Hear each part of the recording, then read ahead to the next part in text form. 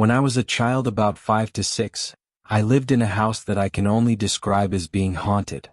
I remember things happening in that house that couldn't logically be explained. For example, I had an old TV in my room, the kind that you had to pull the knob to turn on and turn the dial to change the channel.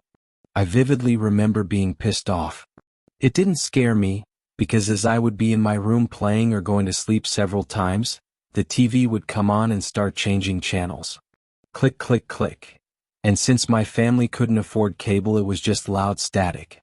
I remember this happening all the time, sometimes directly after I had turned it off, other times when I hadn't touched it all day. This was very annoying to a 5 to 6-year-old me. In the same house my mom, my sister and myself, would be eating dinner when a cabinet door would open or a bedroom door would slam. Sometimes things would be thrown across the room. Also in the same house I remember we had an old washer and dryer. Also with the dials you had to physically turn and pull to start.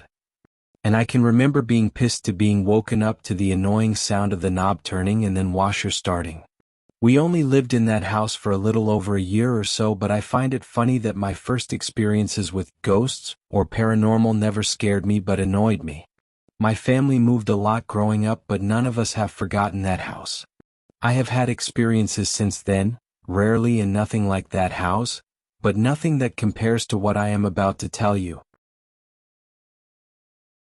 A few years ago I was a little down on my luck, fallen into debt, broke up with my girlfriend at the time. Bad times. My mother suggested that I could move into my aunt's house to save some money, as my aunt had started dating a man who lived in Canada. My aunt was gone for a month or two at a time and would come home for a month.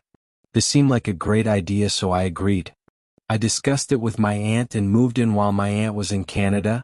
Everything seemed fine for the first few days, then strange things started happening. Little things like things would fall over or move on their own. I didn't think much of it as it didn't bother me much.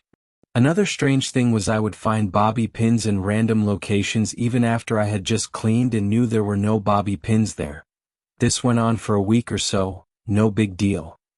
One night I had settled into bed getting ready to go to sleep, and I had just gotten comfortable laying on my side, on one side of a queen-sized bed, when I felt the center of the bed sink just like someone had gotten into bed with me.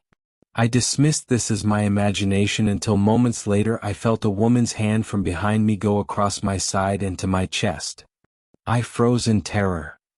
At this moment I am trying to rationalize how someone had been in the house the whole time without my knowledge. And even into bed with me without making a sound. Just then the hand I can only describe as dissipated. It didn't lift, didn't slide away, it just disappeared. I turned around and nothing was there. I got up, turned all the lights on and checked every nook and cranny. Nothing, checked the doors and everything was locked up tight. I grabbed my pillow and blanket and went to the couch, which by the way I slept for at least 2 weeks afterwards.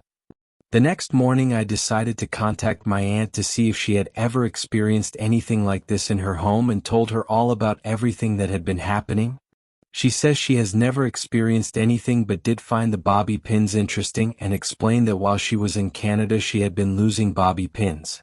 She didn't believe me at all. My mother thought I was losing my mind until one day we had left to go eat lunch together, and when we returned she found 3 bobby pins, that she knew hadn't been there before, laying on the cabinet next to her keys. Now she was a believer. My aunt returned from Canada a few weeks later. My aunt comes home and pokes fun at me about the ghost, until one night while talking to me from sitting on her bed in her bedroom she screams. I said, "What happened?" She says, "I was sitting on the bed with my feet on the floor when something grabbed my ankle." Haha, I thought, very funny, but I could tell that she was done making fun of me. Now I think this is a good time to give you some history on my aunt's relationship with her new boyfriend. My aunt had just divorced my uncle and met this man online through a game they played. He had recently, a year or so before, lost his wife to cancer. They started talking and were good for each other, and their relationship progressed. Now back to my story. I had recently started dating someone and had them stay with me at the house one night, and she had a similar experience. She saw in the middle of the night a woman standing in the corner of the room then disappear. In the back of my mind I'm thinking, I'm not crazy. And this isn't some hereditary mental health deal, as I hadn't told her anything about or ghost. At this point I fill her in on all of the backstory and tell my aunt of her experience. We are all thoroughly convinced this is real. One morning a week or so later, I meet my aunt in the kitchen making our morning coffee, and she starts telling me how she had had a rough night and a crazy dream.